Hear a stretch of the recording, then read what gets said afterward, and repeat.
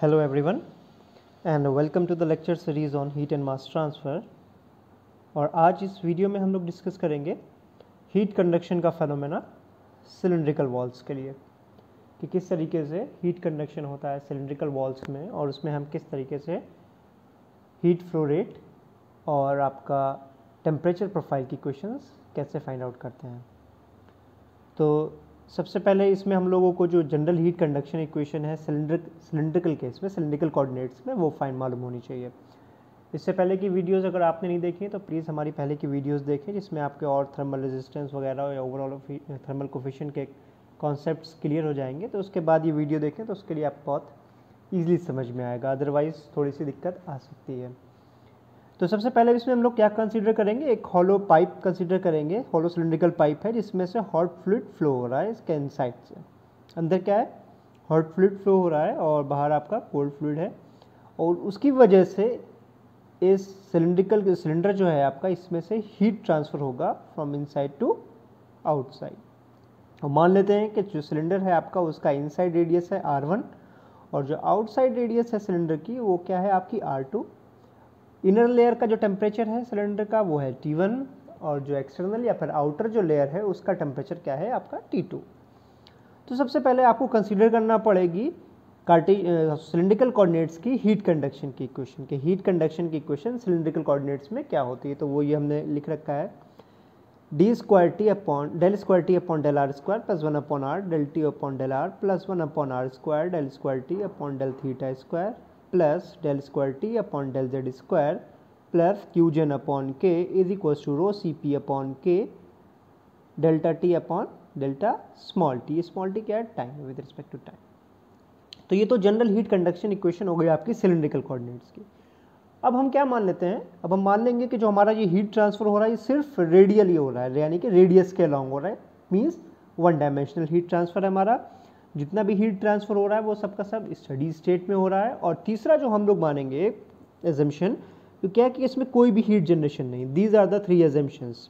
कौन कौन से, हीट फ्लोज रेडियली, हीट जो है आपकी सिर्फ रेडियस के अलॉन्ग फ्लो हो रही है, स्टडी स्टेट है हीट ट्रांसफर का, और तीसरा विदाउट एनी हीट जनरेशन, इसमें इस पूरे प्रोसेस के अलॉन्ग कोई भी हीट जनरेशन इसमें नहीं हो रहा है। तो अब इन तीन एजम्पशंस के बाद जो आपकी जनरल हीट कंडक्शन इक्वेशन थी सिलिंड्रिकल कोऑर्डिनेट्स की वो क्या बन जाएगी, ये पूरी इक्वेशन रिड्यूस होकर इस फॉर्म में आ जाएगी। क्यों, देखिए जब स्टडी स्टेट है तो ये वाला टर्म आपका जीरो हो जाएगा, हीट जनरेशन नहीं है तो ये हीट जनरेशन वाला टर्म जीरो हो जाएगा, और सिर्फ रेडियस के अलॉन्ग हीट ट्रांसफर हो रही है तो ये थीटा वाला टर्म और z वाला टर्म ये भी जीरो हो जाएगा। सिर्फ आपका क्या बचेगा, del² upon del r² plus 1 upon r del t upon del r is equals to 0। अब इस पूरे को आप कैसे लिख सकते हैं, इस फॉर्म में भी लिख सकते हैं। ये जो आपका लेफ्ट साइड है इस इक्वेशन की उसको आप इस फॉर्म में भी लिख सकते हैं। अगर आप इसको सॉल्व करें तो यहाँ पे जो आपको मिलेगा आउटकम क्या मिलेगा, ये मिलेगा 1 अपॉन r।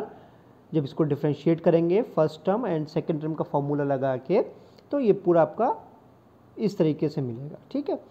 तो फिर आपने इसको इस फॉर्म में लिख लिया। अब 1 अपॉन r को आप इक्वल्स टू की दूसरी तरफ भेज दें, जीरो की तरफ, तो सिंपल क्या बचेगा, d upon D R are D T upon D R. अब देखिए यहाँ से ये पार्शियल डिफ्रेंसिएशन था, अब यहाँ पर ये डेल की जगह डी हो गया। क्यों, क्योंकि अब सिर्फ आपका वन डायमेंशन का केस हो गया है। अगर ये 3 डायमेंशन का केस होता तो ये सिंपली यहाँ पे पार्शियल ही रहता।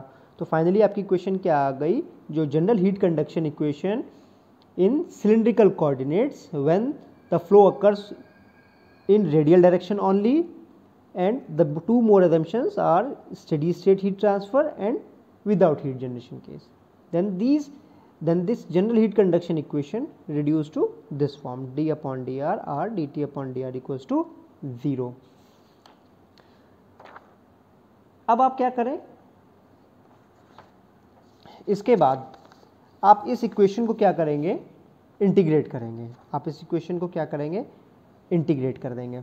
कौन सी वाली इक्वेशन, ये जो इक्वेशन नंबर 1 थी इसको आप इंटीग्रेट करेंगे। तो जैसे ही आप इसे इंटीग्रेट करेंगे हमें क्या मिलेगा, r dt upon dr equals to integration constant c1, r dt upon dr equals to integration constant c1। अब आप dt अपॉन dr और r को c1 अपॉन r की तरफ रख लेंगे, dt upon dr is equals to c1 upon r। अब आप इसको क्या करें, वेरिएबल सेपरेबल लगा रहे हैं, D T equals to D R upon R और C1, ठीक है। अब आप फिर से इसको इंटीग्रेट कर दें, ये जो इक्वेशन आई है आपकी, इसको आप फिर से इंटीग्रेट कर देंगे तो डी टी का इंटीग्रेशन हो जाएगा टी, और डी आर अपॉन आर यानी कि 1 अपॉन आर का जो इंटीग्रेशन है वो हो जाएगा नेचुरल लॉग एन आर यानी कि एल एन आर, और C1 इसके साथ मल्टीप्लाई में है तो C1 ऑलरेडी कांस्टेंट मल्टीप्लाई में रहेगा, C1 natural log R plus again integration constant C2। तो इस पूरी इक्वेशन का आप इंटीग्रेट करेंगे फिर से तो हमें क्या मिल जाएगा, ये मिल जाएगा t equals to C1 natural log R plus C2। अब ये इक्वेशन आपको मिल गई इक्वेशन नंबर 2, जो हमारी जनरल हीट कंडक्शन इक्वेशन थी सिलिंड्रिकल कोऑर्डिनेट्स की, उसको हमने रिड्यूस किया था अपने एजम्पशंस के साथ, फिर उसको हमने 2 बार इंटीग्रेट करा। तो पहली बार जब आपने इंटीग्रेट करा तो R D T upon D I equals to C1 आ गई, फिर यहाँ पर आपने इसको इस फॉर्म में कन्वर्ट कर लिया, D T equals to D R upon R C1, और फिर से आपने दोबारा इसे इंटीग्रेट कर लिया तो t equals to C1 natural log R plus C2। अब आप क्या करेंगे, अब आप बाउंड्री कंडीशंस लगाएंगे। बाउंड्री कंडीशंस जो हमें गिवन है वो क्या गिवन है हमारी प्रॉब्लम में, कि देखिए इनर रेडियस या फिर इनर जो सरफेस है उस पर टेम्परेचर क्या है T1, और आउटर जो सरफेस है सिलेंडर की उस पर टेम्परेचर क्या है T2। तो जो 2 बाउंड्री कंडीशन इसमें मिल रही हैं वो क्या मिल रही हैं कि at radius R1 temperature is T1 and at radius R2 temperature is T2। तो ये 2 बाउंड्री कंडीशंस आपको यहाँ से मिली। At R equals to R1 the value of temperature is T1 and when the value of R is equals to R2 the temperature becomes T2। अब ये दोनों boundary conditions क्या करेंगे आप इस इक्वेशन में लगाएंगे, इक्वेशन नंबर 2 में। तो जब पहली बाउंड्री कंडीशन लगाएंगे R equals to R1 T equals to T1, तो T की वैल्यू हो जाएगी T1 C1 natural log R, यहाँ पे ये रेडियस है R, इस रेडियस को हम लोग क्या लिख लेंगे R1, ये रेडियस क्या हो जाएगी आपकी R1, ये कैपिटल R मैंने लिख दिया है यहाँ पे, ये आपका क्या होगा सिंपली स्मॉल r। तो ये हो जाएगी आपकी T1 equals to C1 natural log R1 plus C2। फिर जब आप दूसरी बाउंड्री कंडीशन लगाएंगे तो दूसरी boundary condition T equals to T2 C1 natural log R2 plus C2। ये 2 आपकी बाउंड्री कंडीशंस लगाने के बाद ये 2 इक्वेशंस मिल गई, इनको हमने नाम दे दिया इक्वेशन नंबर 3 और equation number 4, equation number 3 and equation number 4। अब आप क्या करेंगे, इन दोनों इक्वेशंस की मदद से, इक्वेशन नंबर 3 और इक्वेशन नंबर 4 की मदद से आप C1 और C2 की वैल्यू फाइंड आउट कर लेंगे from equation number 3rd and 4th, from equation 3rd and 4th। कैसे, किसी इन दो 3rd में से 4th को माइनस कर दें या 4th में से आप 3rd को माइनस कर दें तो C2 सिंपली कैंसिल हो जाएगा। ये क्या हो जाएगा T2 माइनस T1, C1 आप कॉमन ले लेंगे natural log R2 minus R1, और इसमें लिख सकते हैं R2 अपॉन R1। फिर आप क्या करेंगे, C1 की वैल्यू इन दोनों में से किसी भी की क्वेश्चन में उठा के पुट कर देंगे, वहाँ से आपको C2 की वैल्यू मिल जाएगी। तो C2 equals to T1 minus C2 minus T1 upon natural log R2 upon R1 multiply by natural log R1। इन दोनों इक्वेशन से आपने C1 और C2 की वैल्यू को फाइंड आउट कर लिया, ठीक है। फिर C1 और C2 की वैल्यू फाइंड आउट होने के बाद अब आप क्या करेंगे, इन C1 C2 की वैल्यूज़ को उठा के पुट कर देंगे किसमें, अपनी इस इक्वेशन नंबर 2 में। Substitute the value of C1 and C2 in equation number 2, और इक्वेशन नंबर 2 हमारी क्या है, ये वाली equation T equals to C1 natural log R plus C2। तो T equals to C1 natural log R, तो ये पूरी आपने C1 की वैल्यू उठा के पुट कर दी। C1 की वैल्यू क्या थी, T2 minus T1 upon natural log R2 upon R1 और नेचुरल लॉग R, प्लस यहाँ पर आपने क्या C2 की पूरी वैल्यू पुट कर दी। C2 की वैल्यू क्या है, T1 minus T2 minus T1 upon natural log R2 upon R1 natural log R1। तो ये C1 और C2 की आपने वैल्यू पुट कर दी। ये जो इक्वेशन आपको मिली, ये इक्वेशन मिली आपको काय की, टेम्परेचर प्रोफाइल की, सिलेंडर के लिए टेम्परेचर प्रोफाइल की आपको क्या मिल गई, इक्वेशन मिल गई। टेम्परेचर प्रोफाइल के क्या मतलब हो गया यहाँ पे कि आप सिंपल जिस रेडियस पे आपको टेम्परेचर की वैल्यू चाहिए आप वो वैल्यू यहाँ पे पुट कर दें, आर की जगह पे आपको टेम्परेचर की वैल्यू मिल जाएगी, क्योंकि T2 और T1 आपका नोन है और जो इनर रेडियस और आउटर रेडियस है सिलेंडर की वो भी आपको नोन है। तो अगर आपको इनसाइड आउटसाइड का टेम्परेचर नोन हो और रेडियस इनसाइड आउटसाइड की रेडियस नोन हो तो आप सिंपल आर की वैल्यू पुट करेंगे। जिस पॉइंट पे आपको आर की वैल्यू चाहिए, टेम्परेचर की वैल्यू चाहिए, आप यहाँ पे वो वैल्यू पुट करेंगे, आपको टेम्परेचर की वैल्यू मिल जाएगी। आपके टेम्परेचर प्रोफाइल की इक्वेशन हो गई। अब इस टेम्परेचर प्रोफाइल को अगर आप डायमेंशनलेस फॉर्म में कन्वर्ट करना चाहें तो आप उसको इस तरीके से लिख सकते हैं, T minus T1 upon T2 minus T1। ये कैसे लिखी गई डायमेंशनलेस फॉर्म? इसी इक्वेशन को और थोड़ा सॉल्व कर लिया। कैसे? आप T1 को इस तरफ भेज दें इक्वल्स टू के दूसरी तरफ, तो ये बन जाएगा T माइनस T1।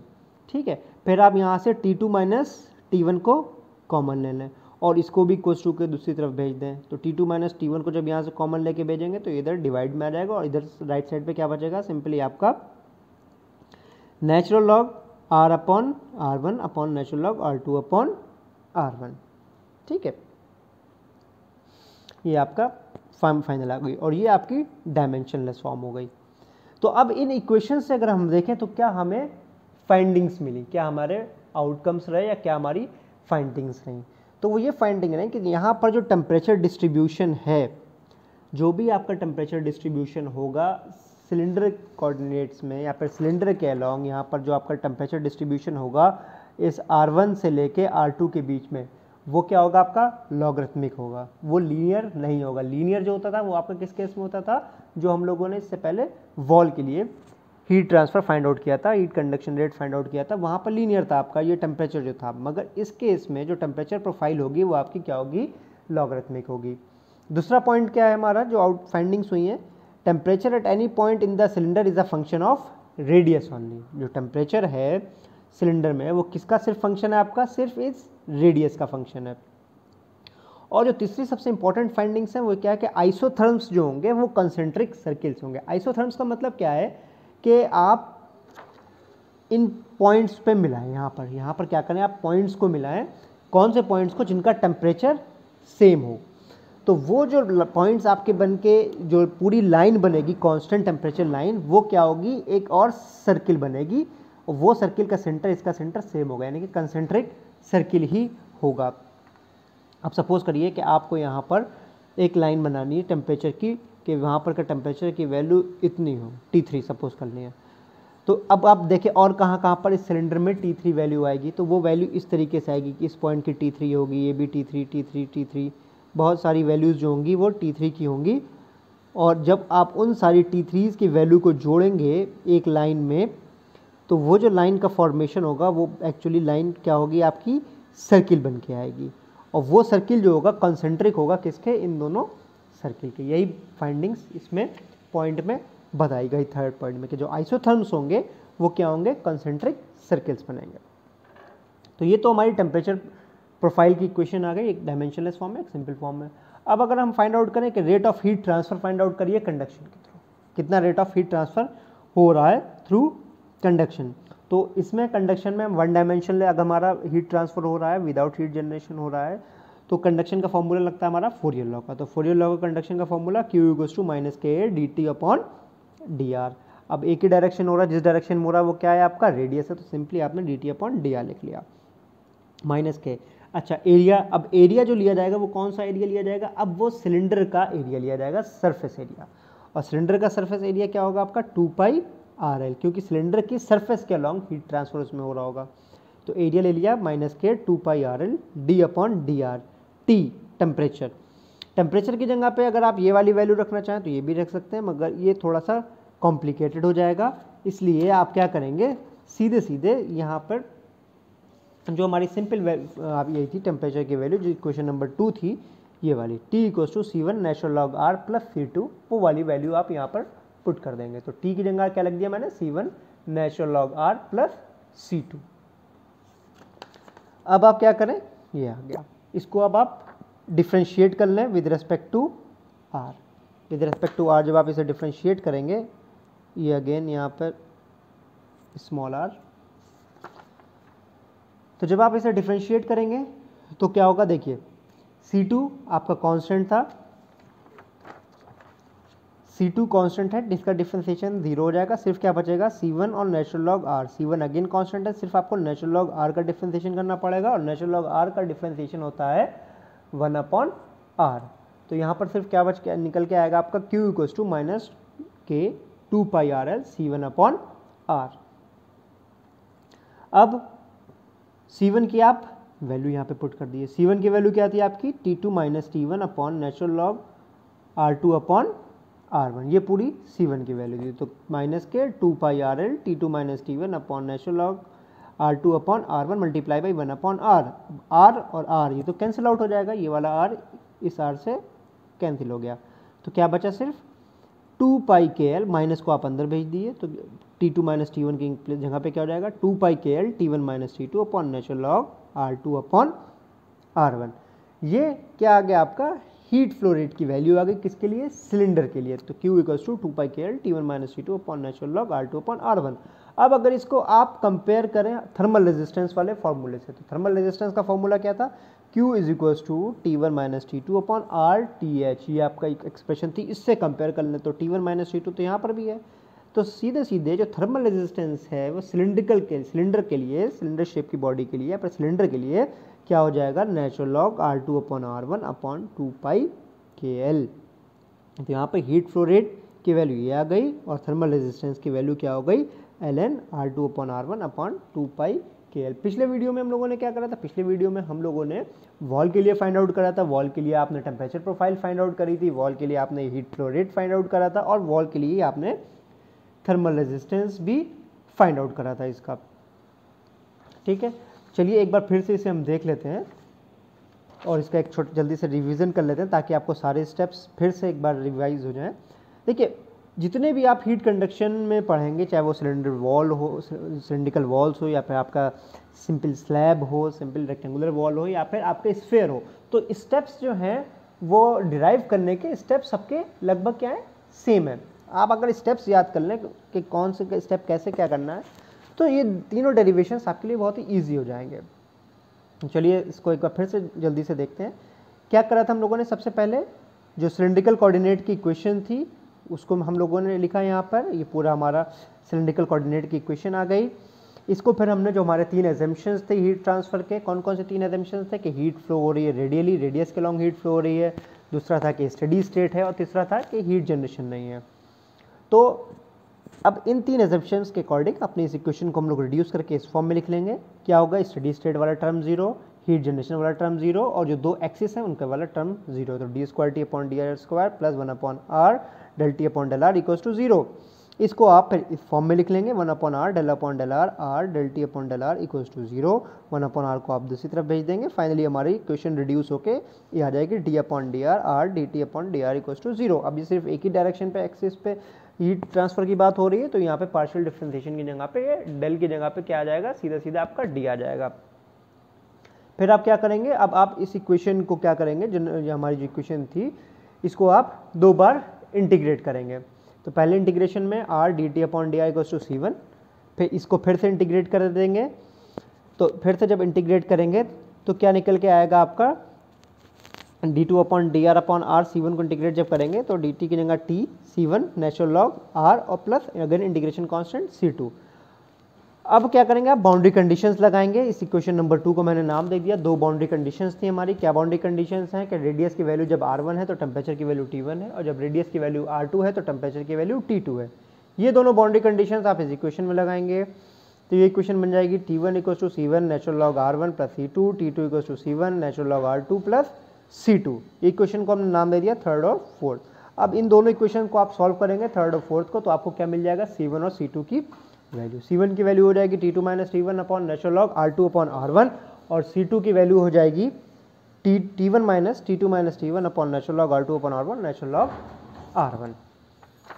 फिर आप क्या करेंगे, दो c1 c2 की वैल्यू मिली, अब आप इसको आप सब्सटीट्यूट कर दें इक्वेशन नंबर 2 में। तो इक्वेशन नंबर 2 में c1 और c2 की वैल्यू आपने सब्सटीट्यूट करी, तो आपको ये टेम्परेचर प्रोफाइल मिल गई। फिर इस टेम्परेचर प्रोफाइल से आप कहीं पर का भी टेम्परेचर फाइंड आउट कर लेंगे। सिंपली आप क्या वैल्यू पुट करें, r की वैल्यू, और आपको टेम्परेचर मिल जाएगा। और इसको डायमेंशनलेस फॉर्म में कन्वर्ट करेंगे तो ये आपकी डायमेंशनलेस फॉर्म हो जाएगी। अच्छा, यहाँ से 3 क्या हमारी फाइंडिंग हो गई? 3 फाइंडिंग्स हमारी ये हो गई कि जो टेम्परेचर डिस्ट्रीब्यूशन है वो सिलेंडर में हीट ट्रांसफर के दौरान क्या रहेगा? लॉगरिथमिक रहेगा। किसी भी पॉइंट पे जो सिलेंडर के टेम्परेचर होगा वो सिर्फ रेडियस का फंक्शन होगा, और जो आइसोथर्म्स अगर आप बनाएंगे यानी कि कांस्टेंट टेम्परेचर की लाइंस अगर आप ड्रॉ करेंगे तो वो आपकी कॉन्सेंट्रिक सर्कल्स बन के आएंगी। फिर आप rate of heat transfer find out करेंगे, वो फोरियर लॉ लगाएंगे, Fourier law Q = -K dt upon dr। Area की वैल्यू उसका सरफेस एरिया हो जाएगा सिलेंडर का 2πRL, और टेम्परेचर के अगर आप टेम्परेचर प्रोफाइल की वैल्यू पुट करेंगे C1 natural log R plus C2।